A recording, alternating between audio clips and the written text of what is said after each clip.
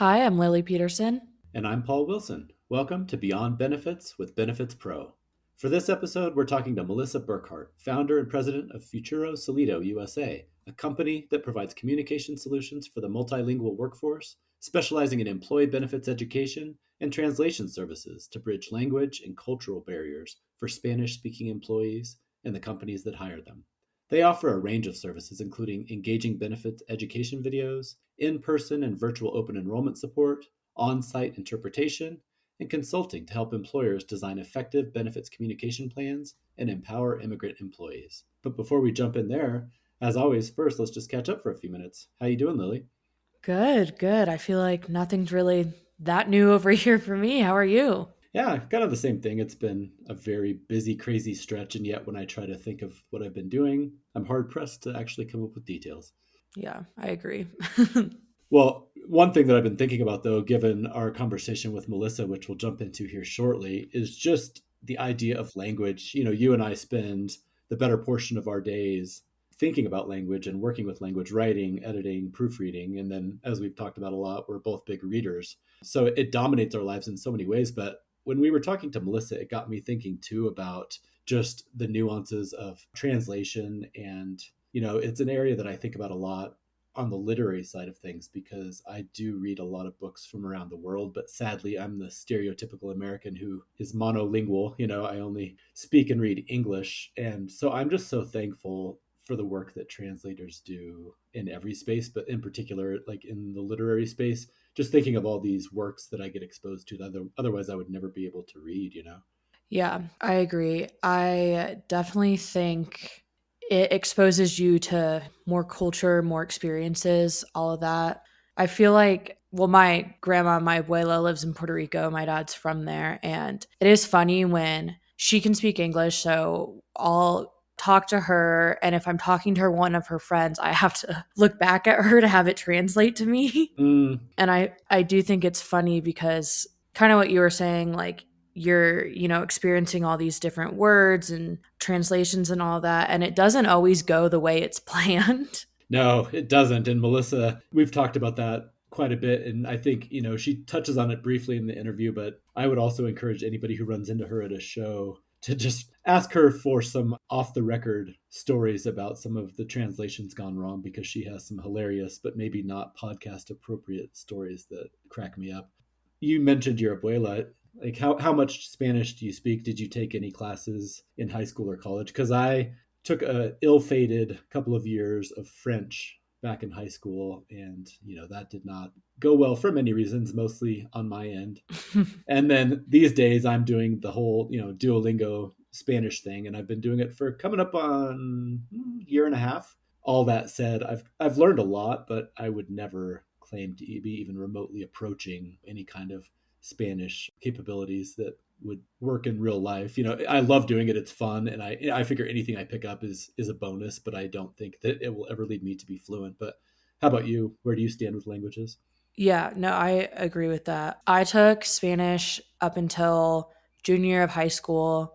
I was really good at it, but I got sick junior year. And so I had to miss a ton of class. So I had to drop it. But honestly, like when I had gone to visit my abuela, I could listen and understand a little bit Mm-hmm. and, follow along in the conversation. But I feel like once they asked me my opinion and like tried to get me involved, I struggled very hard with, trying to speak it and reply and have non grade school level answers. Yeah, absolutely. No, I'm in awe of people who are multilingual. It's something that I would love to have. I wish I could go back and redo certain things around that. And I still obviously am striving to at least come to some level of that. But yeah, again, talking to Melissa today, just the importance and the value of what you just mentioned, the nuance. It's one thing to be able to speak a little bit, but the value that translators can provide with context and nuance is just amazing. So yeah, I mean, we should just go ahead and jump in here to our conversation with Melissa Burkhart. She's the founder and president of Futuro Solido USA.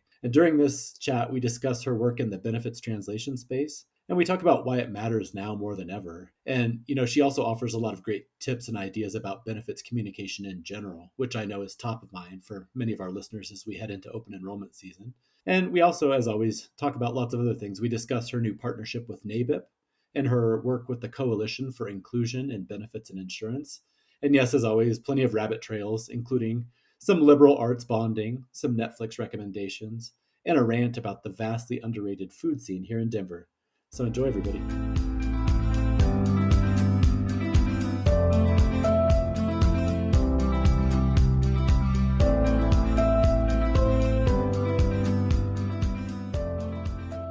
Joining us today is Melissa Burkhart, founder and president of Futuro Solido USA. Welcome to Beyond Benefits. Thank you so much. It's a pleasure to be here. Yeah, we're so excited to have you on the show, Melissa. How are things going for you right now as we're heading into the craziness of Q4? Such a wonderful question that we just love answering every year. And definitely a lot going on, both in our world specifically and in the benefits world in general. We're very, very happy to be part of a partnership with NABIP that we established just a couple months ago and launched at their Miami convention, and to be part of CIBI, the Coalition for Inclusion in Benefits and Insurance, of which I'm a founding member. So lots of wonderful questions, connections with the NABIP community, value and special offers for NABIP members, et cetera. So that's kind of what we're all, jumping for joy about in our world. No, I love that. When I saw that partnership, when you announced it, I thought, what a great fit, because we've, been friends and partners with you for a long time, and the same with NABIP. So it makes total sense. And we'll dig into a little bit more of both of those here in a little bit. But first, I just thought maybe you could give us a little bit of background about yourself, your career so far, how you got into this crazy world of benefits. Oh, wow. Okay.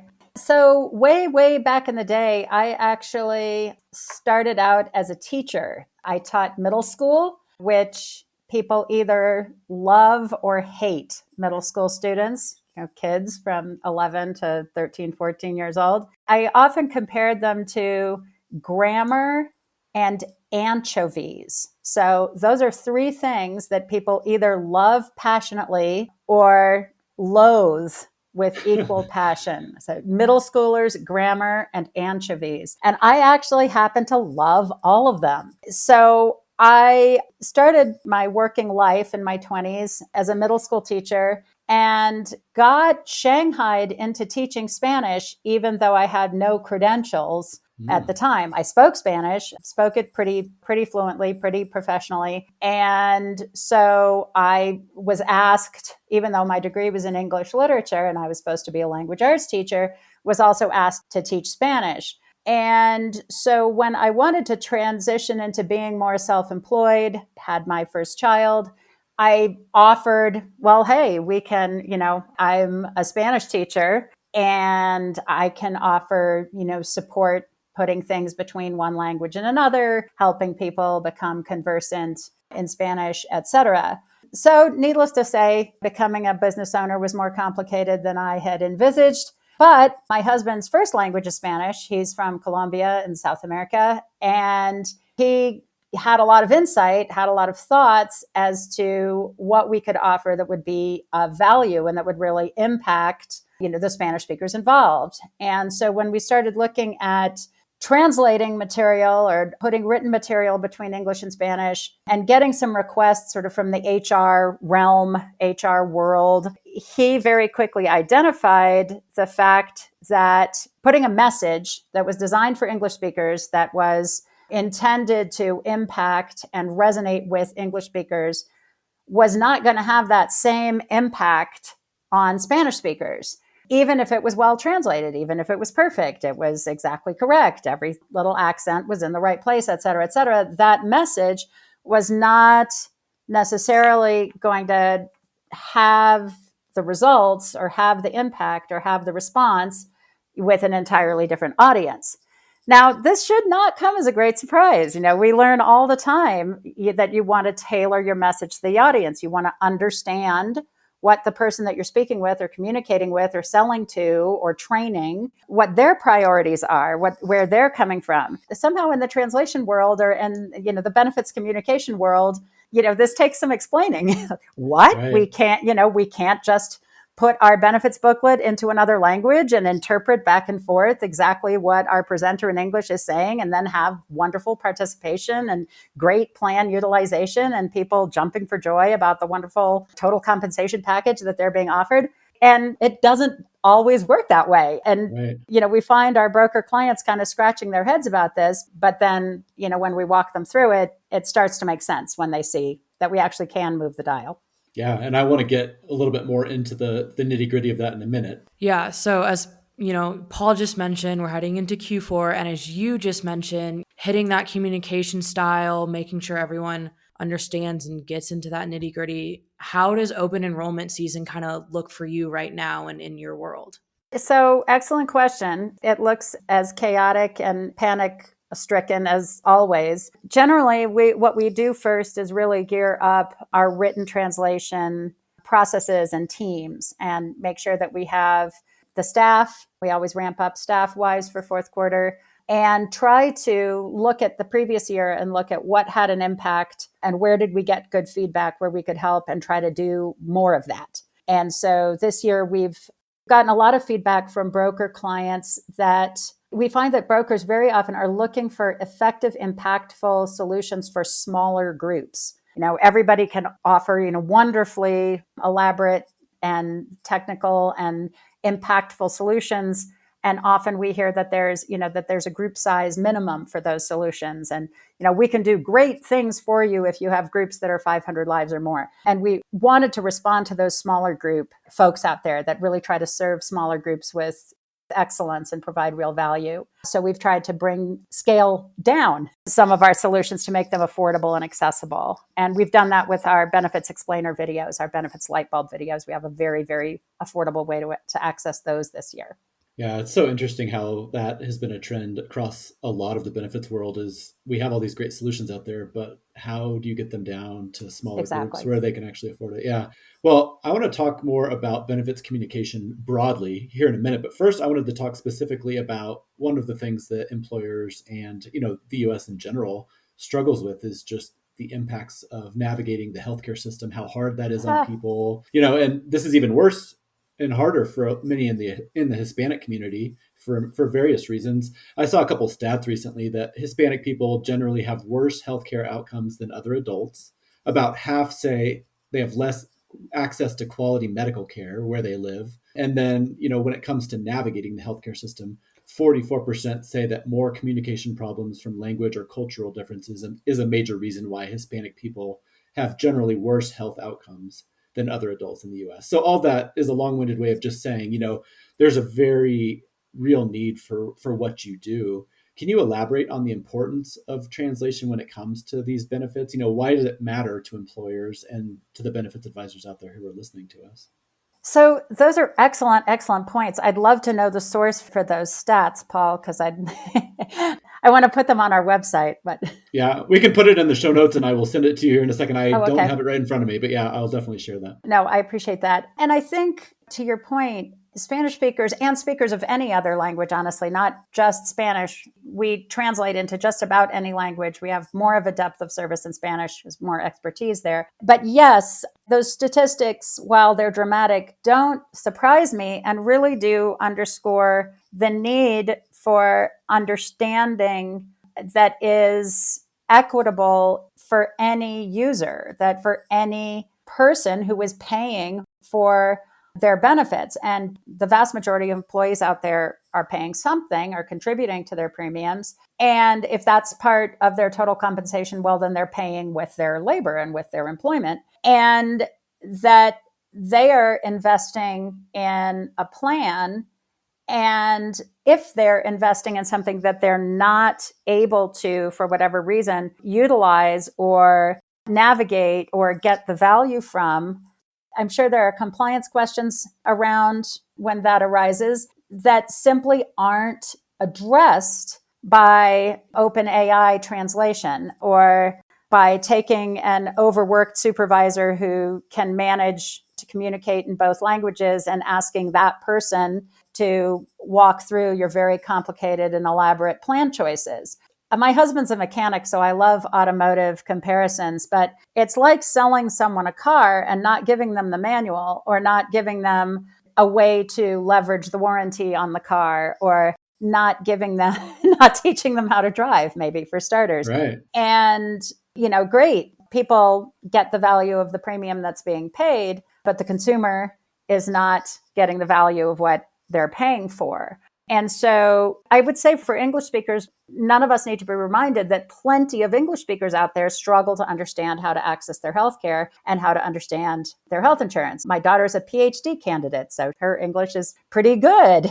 And she and her husband are struggling with the claim. And all of us have those stories, of family members or friends that are very well informed, very empowered, for lack of a better word, to access information to help them and still have these obstacles. And so for consumers out there who have paid the same amount of money as my daughter or more and are not able to access the value of what they're paying for, it's a lose, lose, lose, because when those people don't access healthcare, do they go into bankruptcy? Do they try to access the public health system? Do they not pay the costs of the care? Do they foreclose on their house? Are they not able to contribute to the workforce?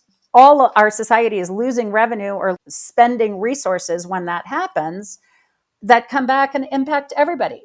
And so it's not just, oh, you didn't bother to understand how your benefits work. Too bad, so sad. There's a domino effect when that person is not able to access quality health care, get back to work, be productive, pay their income taxes, pay their mortgage, buy stuff, and keep the economy moving. And so, I very often say it's very easy for people to sort of dismiss or write off. What we try to do is, it's a nice thing to do. You're being nice. Look at how generous and great we're being for paying for translation. No, this is business.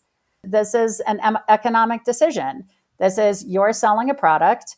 And when the consumer, the person who purchases your product, doesn't get that value from it, then there's a whole series of consequences that we don't always think about, but that aren't great.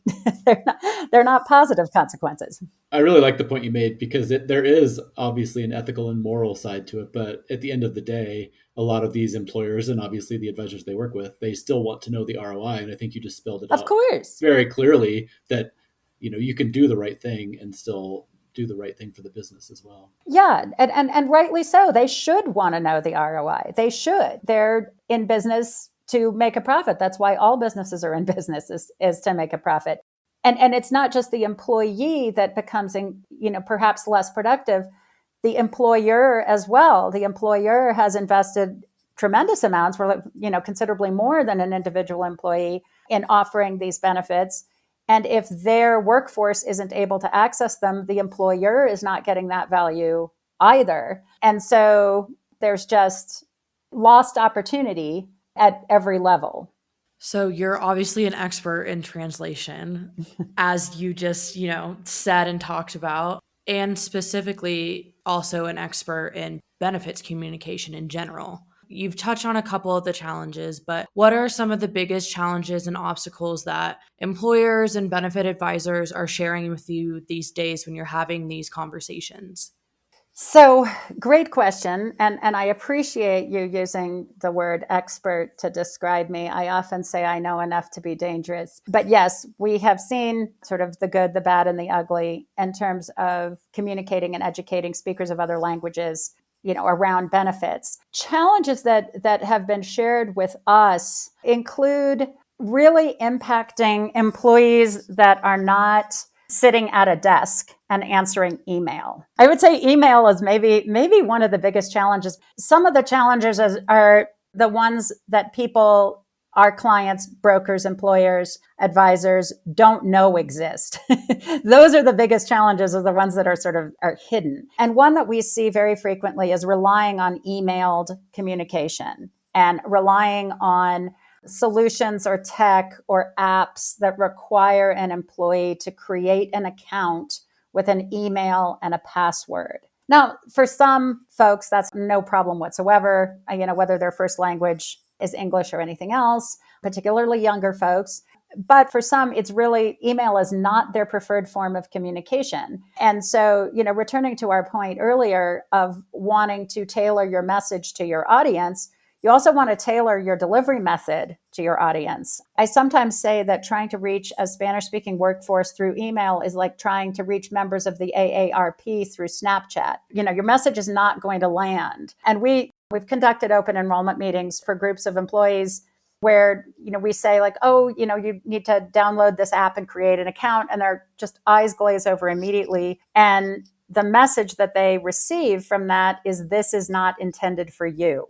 This is not really intended for you, because if it was, it would be delivered in a way that you felt confident to receive and to use. Now, that's not to say that obstacle can't be addressed. People can learn how to download an app and create an account. They absolutely can. And some apps, some solutions, some Ben tech, I guess, as it's called, is worth it. It's worth that. It's very valuable. It can be a very good resource, but you need to plan for taking the time to teach people to do that. And you need to know, not only are you teaching them how their benefits work and how they're going to reach their out-of-pocket max and how their deductible is going to be met, and then they're going to have coinsurance, and then they're going to have an out-of-pocket max. You're also teaching them how to access this app. So you just need to build that into your plan. You can do it. Into your communications plan, that is. That's doable, but it can't be an afterthought where, oh, we're wrapping up the open enrollment meeting and, oh, well, where do I go if I want to find my network of providers? Well, you have to download this, and then everybody's walking out the door and everybody's, wait, but how do you do that? And sometimes people are just like, okay, meeting over, time to get back to work. This 45 minutes that we've spent did not reduce our workload for the day. We don't have fewer beds to make. We don't have fewer, panels of drywall to install because we spent an hour in a benefits meeting. And now we're going to get back to work. And you've lost them. You've lost them. And your conclusion is, oh, you're not going to do this. Instead of planning ahead and being proactive and saying, okay, here are the benefits you're being offered. Here's how they work. Having a couple of slides or a designated guy on site, really training somebody on site to be that go-to person if people need help individually, or scheduling in, come in one by one and talk to the presenter to make sure to help you get set up, have access to your account, et cetera. Yeah, no, I love that answer because it does apply to both your services, but like you said, to anything that you're doing in an open enrollment environment. I think that's really great advice. So thank you. Speaking of some of the challenges you face, I've heard you share some pretty funny disaster stories about mistranslations that you've seen over the years. We have so much fun. So much fun to be had. Would you care to share one or two of those with our listeners if any of them come to mind? Yeah, yes, they're not all family friendly. Like, heads up. Do we have a PG-13 rating on your podcast, Paul? I think we can probably make it work. Yeah. Okay. So this year in particular, 2025, everyone is very much excited about advances in technology and being able to do things faster and more efficiently that, previously took us hours and hours are now, maybe taking much less time. And so that is very true in the translation industry as well. AI is a wonderful tool that helps make our processes more efficient and less expensive. So we're very excited about that. And we do, at Futuro Solido, we do use an AI tool in some situations where it's appropriate, where it's going to be helpful, where it's going to impact our efficiency, lower costs for our clients, et cetera, and not jeopardize your quality. Having said that, would you write your benefits booklet with ChatGPT and then not review it by a benefits expert? Okay, that doesn't mean review it by your son who's in high school. That means review it by a team member who is an expert. Then maybe review it by the team member who's the nerd, the grammar nerd, to make sure everything is grammatically correct and has correct punctuation. So same is true in the translation world. Yes, we can use an AI tool, but we absolutely rely on our expert human linguists. And we do continue to see mistakes in material that is translated by AI without that human expert linguist reviewer. Okay, that does not mean bilingual person. Being a bilingual person doesn't mean you're a nerdy editor type. Okay, My 18-year-old son is a bilingual person, and I wouldn't have him edit anything. So anyway, funny stories of mistranslation, Paul, to get back to your original question. So one that we saw very recently that was an AI translation translated employee benefits as electric benefits. It came out as, electric benefits. So pitfalls that people aren't aware of is the way a document is structured. Are there tags, what are called tags within the document? And the way an algorithm will read it is thrown off because of the way it's structured. We also, one of our favorites is that a carrier of voluntary benefits is one of, very well-known carrier is Guardian products, Guardian voluntary products. But AI doesn't know that Guardian is the name of a company. It thinks that Guardian is a word. And one way to translate the word guardian into Spanish is tutor.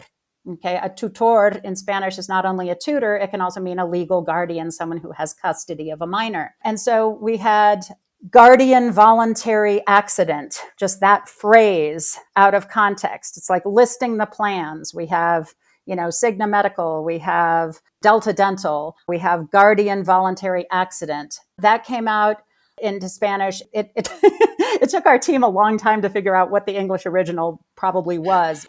It came out as the tutor who has volunteered to have accidents or the voluntary tutor of accidents. And so our team was like, is somebody teaching someone about accidents, about how to avoid accidents? So words out of context are really risky. And in the benefits world, there's a lot of jargon. There's a lot of terminology. There's a lot of acronyms. And so there's a lot of opportunity for error as well. Another favorite of ours is the way domestic partner gets translated.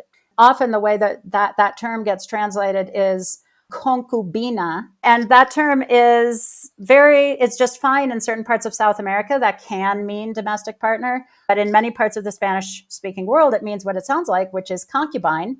Mm-hmm. And so you're basically, telling your group that qualified dependents include their spouse, their mistress, and their children under the age of 26. So I do acknowledge that this might be good news for some of the employees, but it really is not the coverage that the plan is offering. So so much fun to be had. If I ever see any of you at a benefits conference, hunt me down and I'll tell you some more that are too embarrassing. I have too much respect for Paul and his team at Benefits Pro to share them here publicly. But if we're ever together at happy hour, you can hit me up. Sounds good. And I appreciate that. But having heard a few of them, I would encourage people to reach out over a beer. It's worth it. Yeah, I'm going to hunt you down next time and we're going to have a full conversation. No, I look forward. Switching gears a little bit, you're a member of the Coalition for Inclusion in Benefits and Insurance. Yes. In a time where there's quite a bit of pushback against DEI and the world seems a little less inclusive. Can you talk about, the importance of what the organization does and why it matters? Absolutely. And I actually love those questions because to our earlier points, this is not about risks of DEI, which when it can turn into favoritism or be interpreted thus, or where there's a risk of, do we preferential treatment for anyone. This is about, do you want to build your business or not? Do you want to be competitive? Do you want a competitive advantage? And if you don't, you don't. That's okay. That's okay. No one at CIBI would suggest, and no one on my team at Futuro Solido would suggest that everyone should prepare themselves to go out and serve every market. None of us do that. We just, at CIBI, we want to support brokers and empower brokers to serve speakers of other languages with ethics and excellence. And we're offering a designation, a certification. Our first one is for the Spanish-speaking market, the SLBE, Spanish Language Benefits Education Certification. That's just 4 hours of instruction to get a designation to show clients and prospects that you are educated in this area, that you have invested in becoming prepared to bring to the table strategies that are going to be effective, strategies that are going to have an impact, and understanding of what's involved in serving this market, because it is a market, with ethics and excellence and success for them, for the employer, for you, for society, for everyone. And if you don't want to, then don't. That's okay. then go focus your business elsewhere. But don't come pretending that you're able, that you have this knowledge and that you're, prepared to serve this group with ethics and excellence. If you're not, go do what you're good at. As the Gen Zers say, you do you. Okay. But CIBI, which operates under NABIP, wants to support and give brokers and benefits advisors who want to have a differentiator, who want to serve this market, to give them a credential that differentiates them from competitors who don't. If I'm a landscaping company, and 80% of my workforce speaks Spanish, and I have two brokers come to me and someone has this credential of, hey, I've really prepared myself and invested in learning about your workforce and your industry that relies on this workforce, and I'm bringing this credential to the table, and I have some out-of-the-box strategies that have had results. And then my competitor over here says, yeah, of course we can do that in Spanish. Don't you have a foreman who can conduct an open enrollment meeting? And, don't you have somebody who speaks both languages? Yeah, we can. Of course we can translate. That just involves pressing a button. Who as a business owner are you going to want to have a conversation with? Who are you going to feel has really, done their homework to serve your industry effectively and ethically? And so that's what CIBI is about. And if you don't want to do that, then don't. That's okay. No harm, no foul. Not all brokers, there's so much diversity in what brokers want to specialize in. There are people that really invest in learning self-funding strategies. Fantastic. There are many members of NABIP that become experts in Medicare. Not all of them. And in serving the senior market. Great, but not everyone. And so if I'm a senior or if I'm looking for help from my dad, I'm going to go to a broker that really has credentials around that. And not someone who's like, oh yeah, I have a health and life license, so I can do that. Well, yeah, you can, but are you an expert? How much have you learned? How much do you know? What's your depth of knowledge? What's your experience? It's business just like anything else. It's a specialization just like anything else. And of course, It's not for everybody. No, that's interesting. And that nuance that you mentioned is something I think about a lot. In particular, if there are employers and advisors out there who are specializing in some of these communities that you serve, one thing that I think about a lot is there's a huge lack of trust when it comes to working with some of these historically underserved and mistreated communities, especially among many minority communities around healthcare due to very justifiable reasons, long histories of discrimination and unfair treatment, and the list goes on and on. Yes, indeed. Given that history, some of the current political climate, any advice that you would offer, since you work with a lot of these communities on a day-to-day basis, how can employers and advisors kind of help these employees who might be feeling especially mistrustful or scared, in this environment, but also around the healthcare industry in general? I know that's a big question, but I'd love to hear your thoughts if you have any. I have so many thoughts. I'm not sure you actually want to hear them all, but it is a very good and it's a very, very timely point. I always, in any relationship or in any situation where somebody wants to build trust, I do think it's very important to be frank and transparent and acknowledge that this is a challenging, difficult situation, and that your employer, your broker, the people putting together these plans for you, acknowledge that this is a challenging and difficult situation. It's always a good practice to ask, what questions do you have?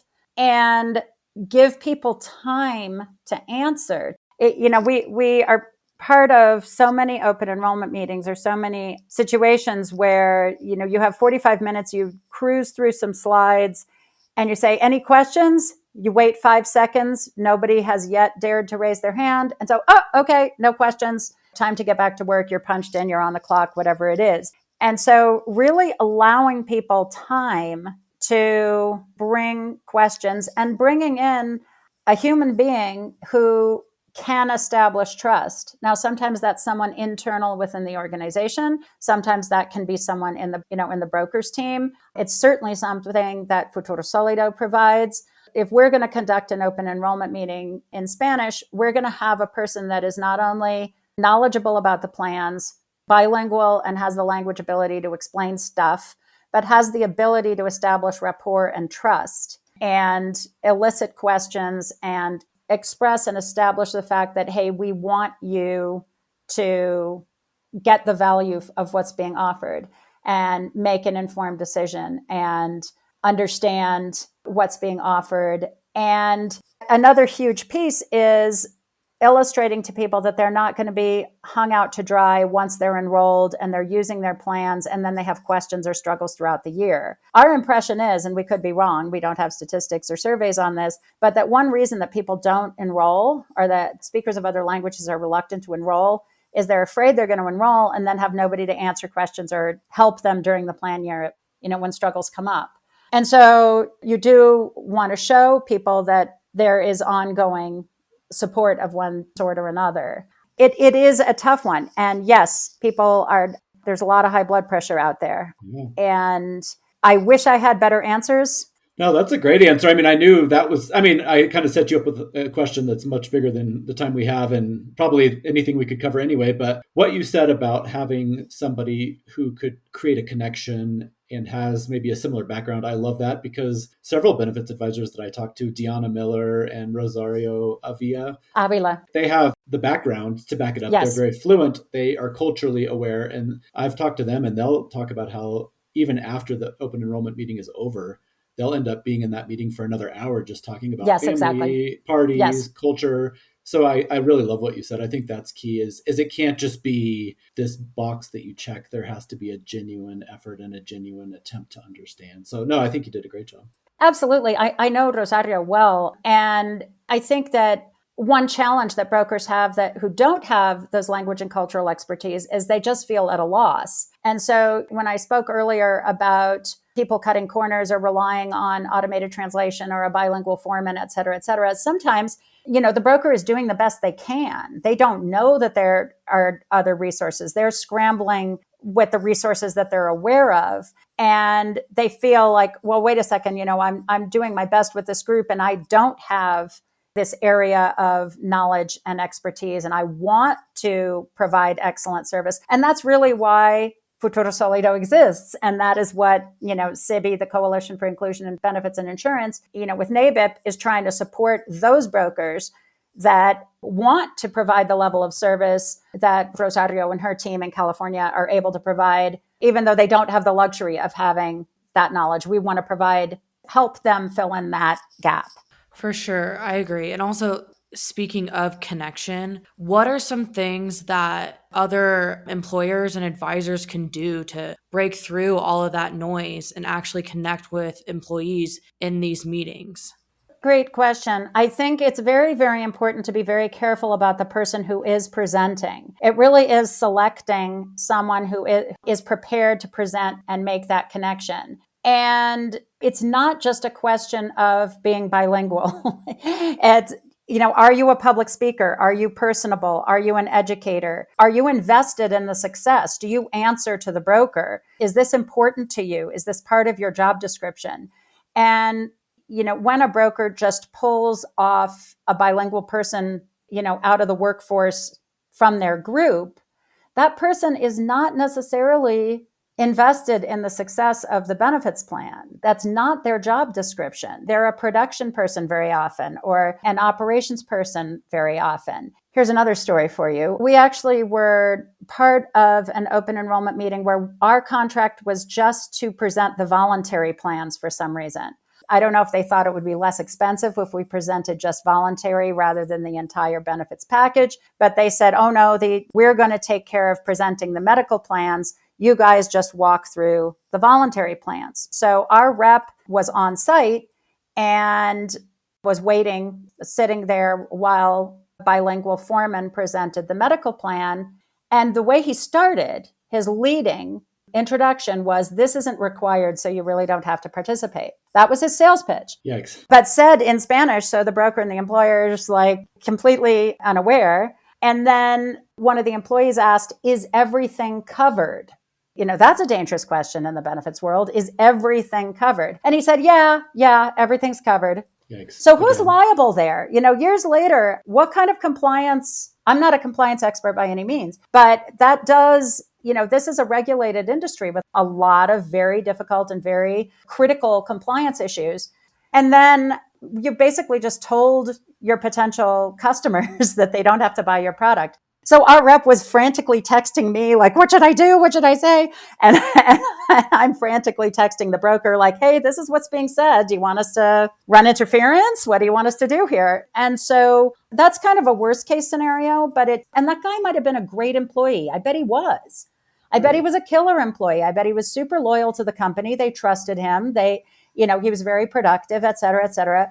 But benefits is an industry. It's an area of expertise. Being able to have a conversation in two languages does not mean you can explain benefits in either of those languages, much less both. Right. A lot of us struggle to explain it in one language. So yeah. Exactly. Yes, exactly. I have seen English speakers with higher degrees. I've watched their eyes glaze over when I try to tell them how an HSA works. Mm-hmm. So yeah, this is tough. And being very, very picky or very, very discerning about who you're choosing to put your message, to entrust your message to. Mm-hmm.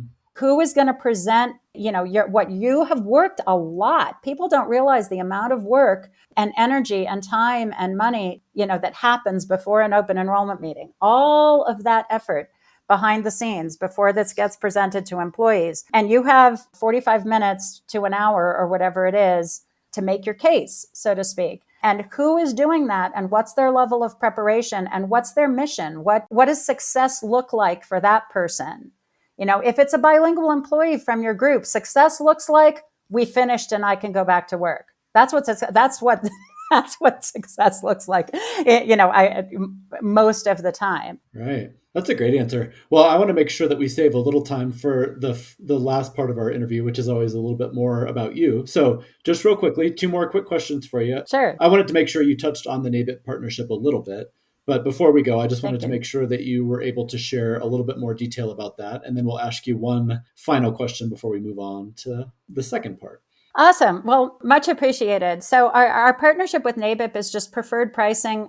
In general, preferred pricing on everything that we do. And so written translation, many smaller organizations in particular are worried about, this is another budgetary item. With the amount of previously translated benefits material that we have in our system already, plus your NABIP discount, we can often take care of written translation of documents for much less than you might think. Then once we have your templates translated in our system, updating them for other groups or different clients or for future years is also very affordable. And so we've created for NABIP members dedicated intake form. So NABIP will provide you with a link so that when you send us a project or a request for an estimate or a question, we know that you're a NABIP member because you are coming to us through the NABIP portal, and we will automatically apply your NABIP preferred pricing. Awesome. Well, thank you. I know that there's a lot of NABIP listeners or NABIP members who are listeners here. So that'll be, I'm sure, of interest to a lot of people. Yeah. We are such big fans. We are really, really impressed with the professionalism and the industry expertise and creativity that, NABIP groups and chapters are bringing to their industry. So we're very, very happy to be new members of your community. Well, like Paul said, we're going to move on to the second part of the interview, but we got one last question for you. Well, I guess it's more of a finish this sentence situation. So I love those. Finish this sentence in a few words. The thing that makes me most excited about the future of our industry is... Wow. I would say the level of innovation that we see among different clients and vendor partners. There's a lot of creativity and commitment to solving problems that, nobody is going to pretend those problems don't exist. Well, I guess some people are, but the people that reach out to us, the people that we have the privilege of being in contact with really are committed to making those problems better. And, even though we may not have a magic wand like Harry Potter, to looking at how do we make things a little bit better.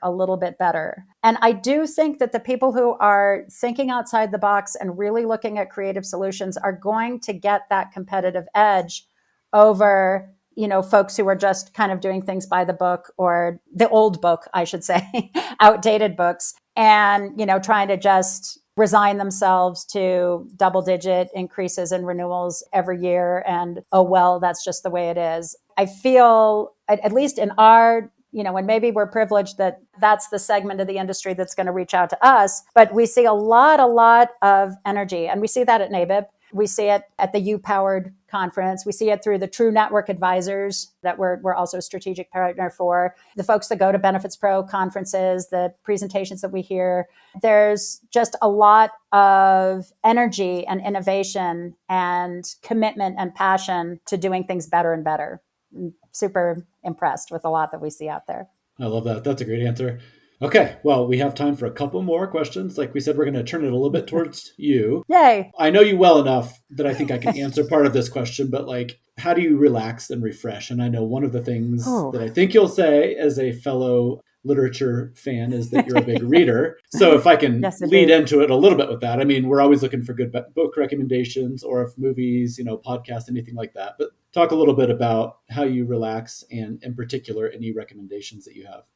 Oh, wow. So yes, indeed, you're absolutely right. I think fellow English major back in the day, big reader. I've loved sort of fantasy series. I think Naomi Novik, if I'm remembering the name correctly, just an incredibly good writer, but also sort of great escape, just fantasy, fun stuff to read. My kids are grown now, but I read the Harry Potter series with each of them twice, probably 4 times through Harry Potter. I'd love a Harry Potter trivia contest at some point. And so I'll bet money that I don't have that I'll win. I also love finding fun Netflix series with my husband. We love just sort of suspense or thriller type. We loved Ozark, a series like that. And we live in Colorado, as you do, Paul. So we go camping. We just came back from a wonderful camping trip this past weekend. We decided to celebrate Labor Day a week late and miss the crowds. And so my husband's an auto mechanic. He stayed open on Labor Day and closed his shop on Friday. So his guys also got the uncrowded long weekend, and we took advantage of that and went camping this past weekend. It was awesome. Very smart. Well, actually, Lily is based right here in Denver too. And that leads into our next question that she was going to ask. Super perfect cool. Timing. Yes. Before I ask this next question, I actually have a recommendation for you in terms of shows. I like Billy Bob Thornton because he's a weirdo, but he's in a show called Goliath that's on Amazon Prime. And that is a really, really good thriller lawyer kind of show. I love it. Oh, interesting. I am writing that down. Yes. As we speak. Thank you. But going into our Denver question, yes, we're all based here. I think we all love it. I would assume so. How could we not? Yeah. So if you wanted to share a few, insider secrets about Denver or just the state of Colorado, favorite restaurants, bookstores, hikes, all of that good stuff. Oh, so much, so much. Well, we just came back from Clear Creek Reservoir Campground, which is outside of Buena Vista, which is, I know I pronounce it as if I speak Spanish. I know people who live there pronounce it differently, but I'm saying Buena Vista, and that's my rant, and I'm sticking to it. I think that's legit. Yeah. So we just came back from camping there. There's beautiful, beautiful mountain towns that are so close to Denver, just, a couple hours drive, and you're really on another planet, so to speak, and incredibly beautiful places. In terms of Denver itself, we've been super impressed, with the restaurant scene here. My husband and I actually met working in a restaurant in Manhattan, where I'm from. So yeah, I was a waitress who could speak Spanish. So I chatted with the kitchen guys and got a husband. Looky there. There you go. Nice. There's a benefit. But we love Barolo, that's walking distance from our house. Definitely a special occasion type of place, but really wonderful restaurant. And we love Bon Ami, is a French restaurant on Alameda in Pennsylvania, one of our favorite spots. And we love just being able to, there's always some place new and interesting sounding and fun to try. And we're definitely sort of the foodie types. There's a rooftop bar in a hotel in Cherry Creek. I think it's something about a rooster, but you can watch the sunset, and beautiful rooftop places are lots of fun. In Denver, views of the mountains are fairly accessible. You can usually get, a pretty beautiful place to see the sunset. Love being able to walk and see wildlife on 7th Avenue. That's also fun. And I think Denver gets a bad rep for food. I think an unfair one. And I would argue, like you just did, that there's actually a lot of great food to be had in this city. I got to ask, based on your husband's background, any good Colombian restaurants by chance? Oh, yeah. We like La Chiva is on Broadway. Shout out to Don Jorge. I wish he could hear our podcast. I doubt it. He's a restaurateur, but he's the owner, and he definitely connected with my husband when we discovered La Chiva. And they also have a wonderful coffee shop right across the street. They did well in their one location, opened another location across the street, which is sort of full service menu, and then coffee and pancitos, which are like little breads. Colombian cuisine includes just this great sort of variety of yummy breakfast bread type things to have with coffee. There's even a song about it, which I will not subject you to at this moment, but different kinds of breads, pan de bono, pan de yuca. That's pan is bread. And so the bread made with different kinds of things. So super yummy. La Tinto on Broadway at around like Louisiana-ish, I think. Oh, nice. Yeah. Well, I know, based on Health Rosetta Fest was just here in Denver. We've had our expo here in Denver. So anybody out there listening, even if you're not from these parts, I would jot that down because something tells me there's going to be some more industry events taking place around here. And now you've got some insider secrets. So that's perfect. Oh, okay. Just pique our interest, create some suspense. Yeah, exactly. Thank you so much for joining us on the show today. It was great to talk to you. And yeah, we look forward to everything that you're going to be doing with all your partnerships and with Benefits Pro in the future. Thanks so much. It's a pleasure. I'm really grateful to both of you. Thank you both so much for your time, for your interest, for your excellent questions, and for everything that you do to educate benefits folks out there. It's a great pleasure and had a lot of fun speaking with you. Thank you so much. Thanks. For all of our listeners, please subscribe to Beyond Benefits with Benefits Pro anywhere you get your podcasts. And if you want to rate us, we'd love your feedback. If you have any questions or comments, feel free to email me over at pwilson@benefitspro.com, or you can email Lily at lpeterson@alm.com. And thank you to our producer, Zach. Join us again next time for a new episode of Beyond Benefits with Benefits Pro. Until then, thanks for listening.